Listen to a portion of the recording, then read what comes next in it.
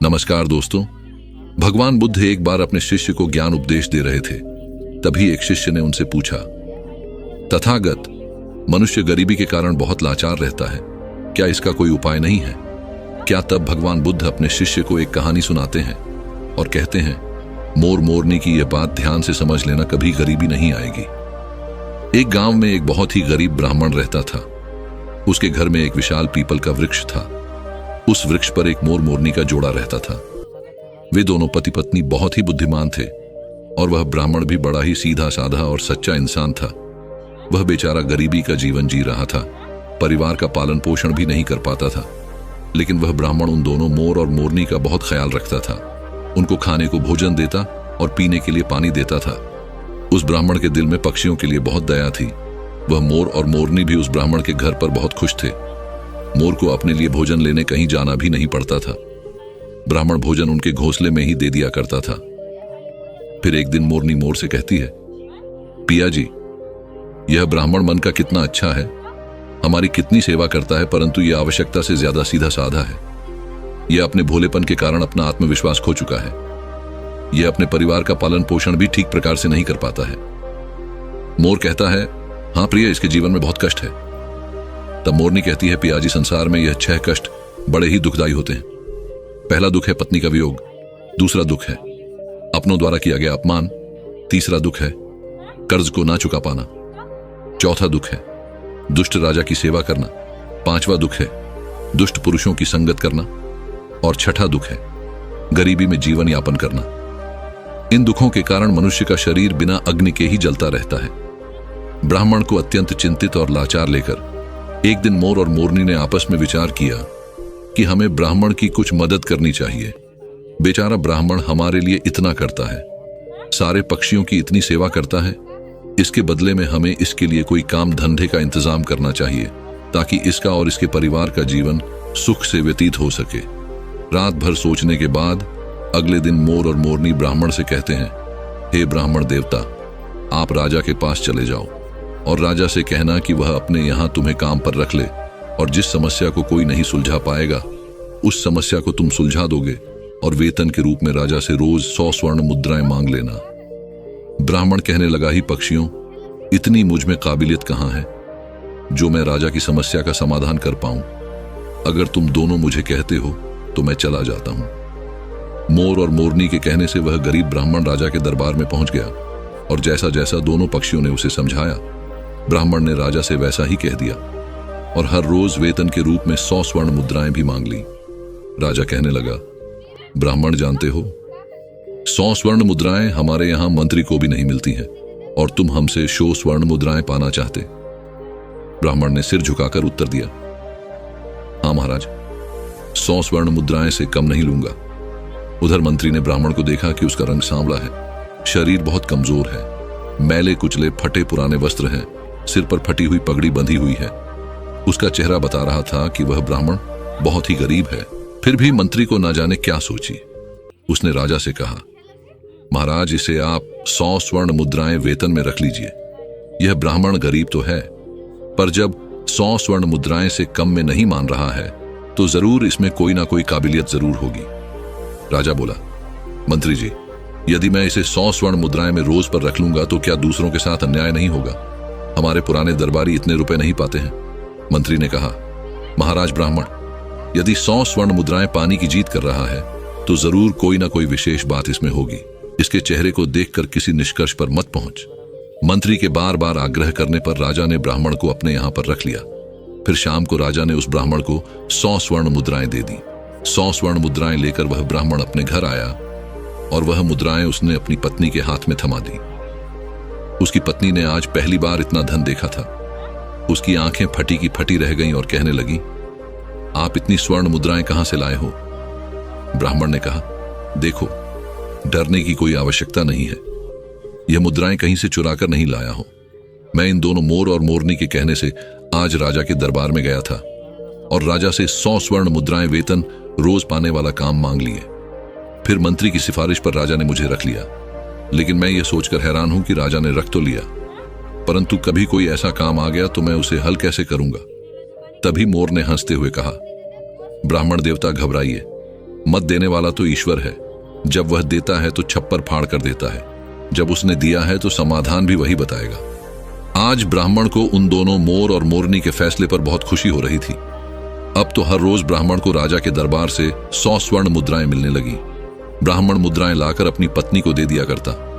ब्राह्मण की पत्नी ने पहले तो उन मुद्राएं से अपनी रोजमर्रा की जरूरत को पूरा किया और बचे हुए पैसों को ब्राह्मण और ब्राह्मणी ने मोर और मोरनी को दे दिया और कहा कि इन मुद्राएं पर तुम्हारा भी अधिकार है। फिर उन स्वर्ण मुद्राएं को मोर और मोरनी परोपकार के कार्यों में लगाने लगे। वह उन मुद्राएं से गरीबों को खाना खिलाने लगे, जंगल में रहने वाले पशुओं के लिए पानी की व्यवस्था करते और धीरे धीरे उन दोनों पति पत्नी ने ब्राह्मण की सहायता से एक पाठशाला खुलवा दी ताकि गरीब लोगों के बच्चे जो पैसों की कमी के कारण पढ़ नहीं पाते वह भी पढ़ सके। अक्सर बहुत से गरीब बच्चों का भविष्य भी गरीबी के कारण सिमट कर रह जाता है।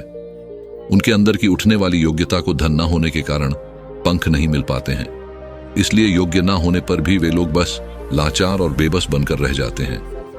मोर और मोरनी ने उन रुपयों से नगर के हर एक और बेबस की सहायता की। उधर राजमहल में ब्राह्मण को देखकर दूसरे दरबारी उससे जलने लगे। वे हमेशा सोचते रहते थे कि मंत्री की मूर्खता के कारण यह ब्राह्मण रोज 100 स्वर्ण मुद्राएं ले जाता है और राजा साहब ने अभी तक इससे कोई 100 स्वर्ण मुद्राएं वाला काम भी नहीं लिया। फिर एक दिन ऐसा हुआ कि उस ब्राह्मण की परीक्षा का समय भी आ गया। राजा के दरबार में एक दूसरे देश के राजा का दूत आया और उसने कहा, महाराज, यदि आप हमारे 2 प्रश्नों का सही सही उत्तर देंगे तो हमारे राजा आपको हमारा आधा राज्य दे देंगे, नहीं तो आपको अपना आधा राज्य देना पड़ेगा, और यदि आपने उनके इस प्रस्ताव को ठुकराया तो वह आप पर आक्रमण कर देंगे।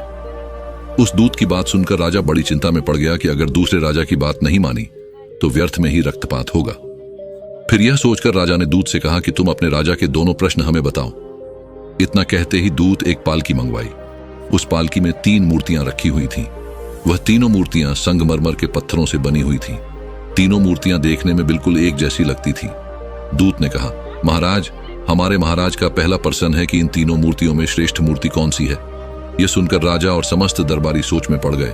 यह मूर्तियां तो दिखने में एक जैसी ही हैं, फिर इनमें श्रेष्ठ सिद्ध कैसे हो सकेगी। राजा सहित राजा के सभी दरबारी उन मूर्तियों में अंतर सिद्ध नहीं कर सके। तभी अचानक मंत्री को याद आया कि हमने 100 स्वर्ण मुद्राएं वेतन वाले एक ब्राह्मण को किस लिए रखा है।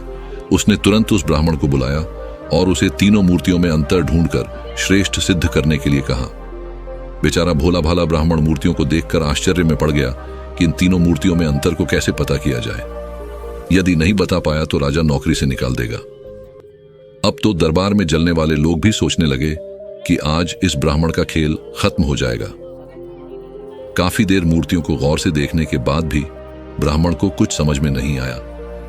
तो ब्राह्मण ने कहा, महाराज, इन मूर्तियों को एकांत कक्ष में रखवा दीजिए, तब तक मैं घर होकर आता हूं। लौटकर मैं इन तीनों मूर्तियों में अंतर को आपको जरूर बता दूंगा।